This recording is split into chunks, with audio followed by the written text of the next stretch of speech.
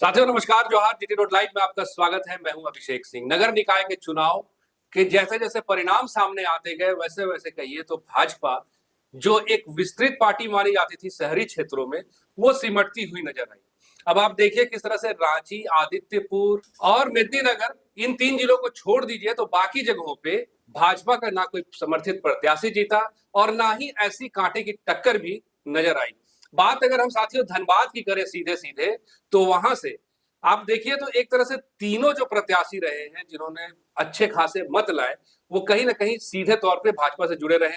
चाहे वो संजीव सिंह हो, चाहे संजीव अग्रवाल हो या फिर चंद्रशेखर अग्रवाल हो। हालांकि इस बार जो है भाजपा से जो जो भी बागी रहे हैं, उन्होंने एक जीत दिखाते हुए ये जरूर साबित किया कि जमीनी स्तर पर भाजपा को एक और विस्तृत सर्वे की जरूरत थी, ताकि सही जो उम्मीदवार हो या सही जो प्रत्याशी हो उनका चयन हो सके। इन तमाम चीजों पे हम आगे चर्चा भी करेंगे, लेकिन आपको बता दें कि संजीव सिंह ने भारी मतों से, लगभग 33,000 मतों से जीत हासिल की है। और जो उनके निकटतम प्रतिद्वंदी रहे हैं वो रहे हैं चंद्रशेखर अग्रवाल, जो पहले भाजपा में थे लेकिन टिकट नहीं मिलने के कारण या समर्थन नहीं मिलने के कारण झामुमो को ज्वाइन कर चुके थे। साथियों, क्या समीकरण रहा वहां और क्या वजह बनी जीत और हार की, इस पे हम आगे विस्तृत चर्चा करेंगे। आप फ्रेम में हमारे साथ देख रहे हैं वरिष्ठ पत्रकार सहरोज कंवर जी है। सर स्वागत है आपका। और धनबाद का क्या कहेंगे सर आप, संजीव सिंह के जीतने के पीछे क्या वजह रही? आपने कहा कि भाई तीनों जो प्रत्याशी थे भाजपा ही के जी, और जब भाजपा के जब प्रत्याशी थे तो दूसरे दल में चले क्या हो गए?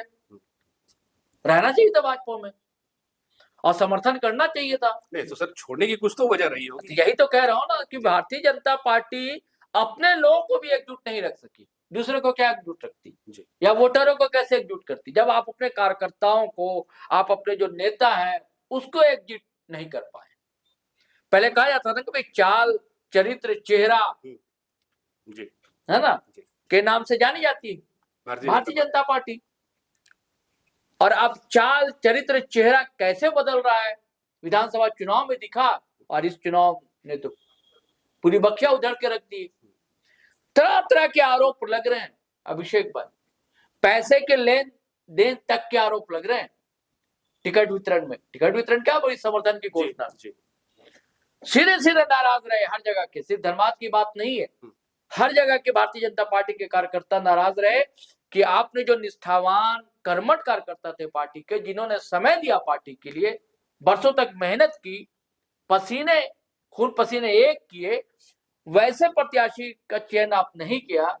और सब कुछ नेताओं, तिगड़िया कही जाती है कुछ नेताओं की झारखंड राज्य इकाई में, उनकी चली और आपने हरी झंडी दिखा दिया। नहीं सर, तो एक बात बताइए आप कि क्या इसमें सिर्फ झारखंड के जो भाजपा के शीर्ष नेता हैं उन वो वजह रहे? क्योंकि आप देखिए जब बिहार का चुनाव, झारखंड के भी नेता रहे, बिहार का जो विधानसभा चुनाव हुआ था उसमें कई नए नए चेहरे उभर कर सामने आए थे। अभी जो बिहार का विधानसभा चुनाव, तो फिर झारखंड में ये चीजें क्यों नहीं हुई?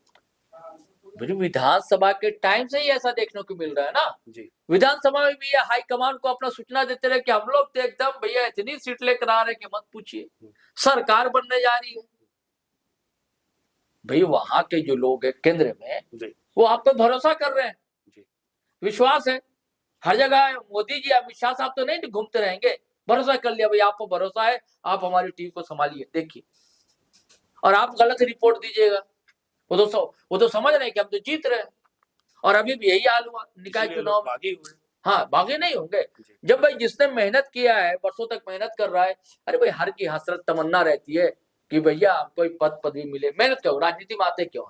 ठीक है, कहते कि सामाजिक बदलाव के लिए, सेवा के लिए, लेकिन अवसर तो मिले जी। जब पद मिलता है तो फिर अधिकार मिलते हैं, अधिकार मिलते हैं तो सेवा के अवसर बढ़ते हैं। ये चाहती है, चाहत गलत थोड़ी थी। संजीव सिंह ने कैसे मतलब पानी पिला दिया, हर जगह पिला दिया।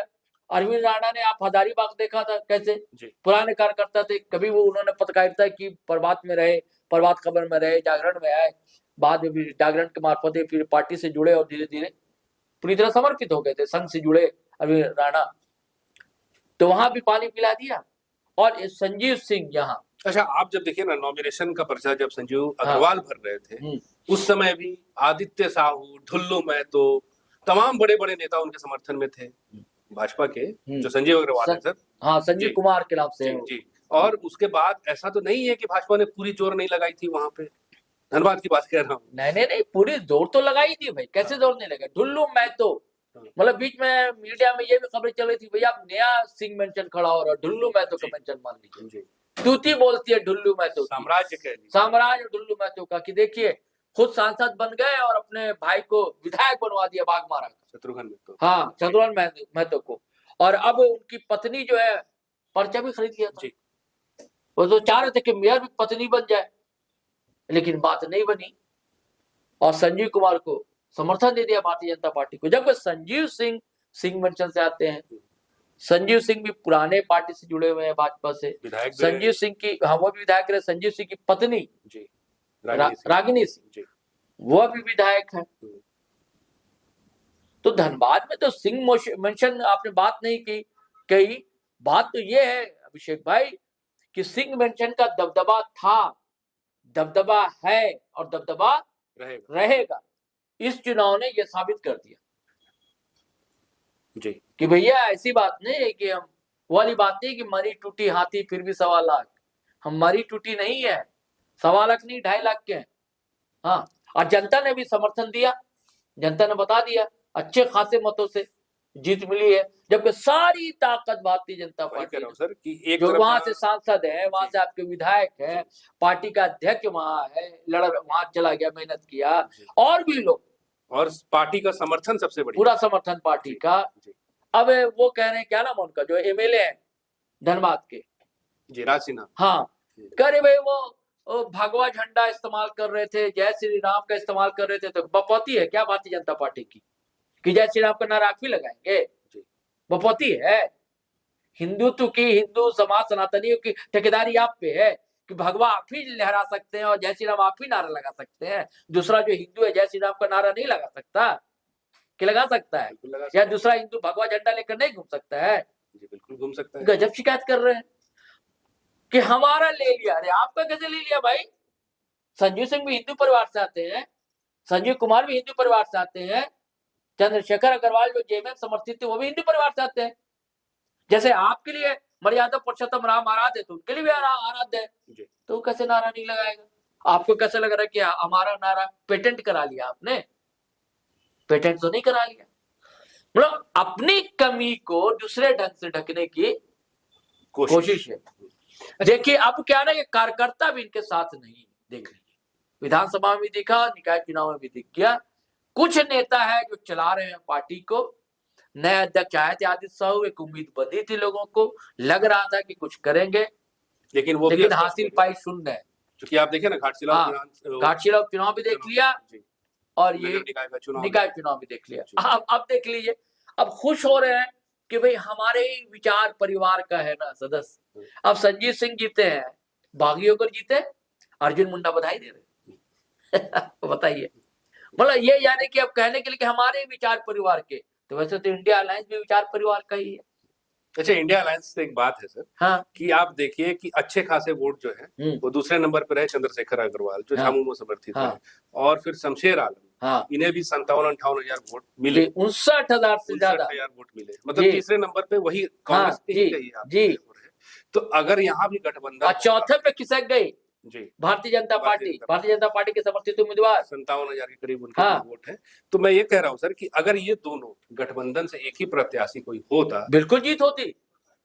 ये तो हर जगह, हमने एक वीडियो में कल हम लोग ने चर्चा भी की कि हर जगह किया गया, इंडिया अलायंस से एकजुट होकर सुपड़ा साफ हो जाता भारतीय जनता पार्टी का, अगर एकजुट होकर लड़ते तो जी। 31,000 से हारे हैं ना वो, जब 32,000 से हारे, और 59,000 मिला शमशेर आलम को। अब सोच लीजिए क्या स्थिति होती। और उधर 82-83 हजार वोट तो उनका अपना है ही चंद्रशेखर जी। हाँ, नहीं तो वो जब ये ऐड हो जाता तो सीधी बात है भाई, 32 में आ रहे हैं, 59 ये ऐड हो जाएगा जी, तो जीत जाते हो। हाँ, तो ये ऐसा हुआ नहीं। ऐसा होता तो फिर तो मत पूछिए।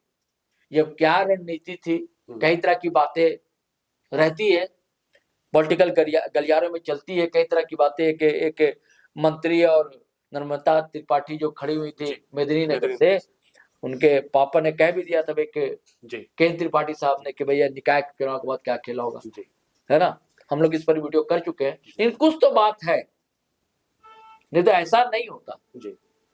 लेकिन जेएमएम बहुत बड़ी बात है कि जेएमएम ने जैसा, अब धनबाद जैसी जगह में जेएमएम का जलवा होना है ना, कांग्रेस भाजपा का मान सकते हैं, धनबाद है, गिरिडीह गिरिडीह है, हर जगह है।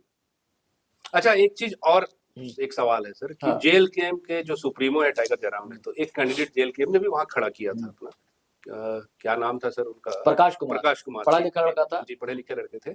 और काफी जयराम महतो ने समय भी दिया, वहां रैलियां भी की, या फिर मतलब उनके समर्थन में बहुत सारी सभाएं भी की, यात्राएं भी की, लेकिन उनका जो रिजल्ट है वो उतना निर्णायक नहीं। तो वहां बड़ी पार्टियां थी भाई जी। बड़ी पार्टियां जिनके पास संसाधन है, धन है, बल है, सत्ता है, सब कुछ है जिनके पास, फिर भी कांग्रेस है, भाजपा है, जेएमएम है, इनके पास सब कुछ है।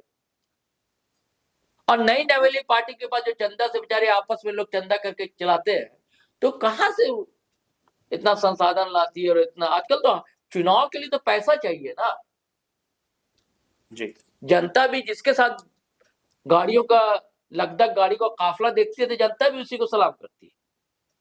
पैदल आप जाइएगा ना तो जनता ईमानदार नहीं समझेगी, आपको बेवकूफ समझेगी। और जो BMW वगैरह से उतरेंगे ना तो अरे गजब, हाँ। और फिर रील बनेगा, वही समर्थक रील बनाएगा, गाना लोड करेगा, वही दबदबा है, दबदबा था, दबदबा रहेगा टाइप का। हाँ। और उनके जो है बेचारे भोले भाले ग्रामीण है ज्यादातर समर्थक। और ये शहर का मामला है जी, ये एक बहुत बड़ा फैक्टर है। जेएमएम तो इसलिए फैली कि जेएमएम को जब सत्ता में आए जेएमएम और अधिक सीटों के साथ आई, तब ना अभी फैला हुआ। और जेएमएम कहाँ निकाय चुनाव में दिखता था? कहीं नहीं दिखता था। तो ऐसा नहीं कि आज नहीं तो कल समय आएगा, इनका भी समय आएगा।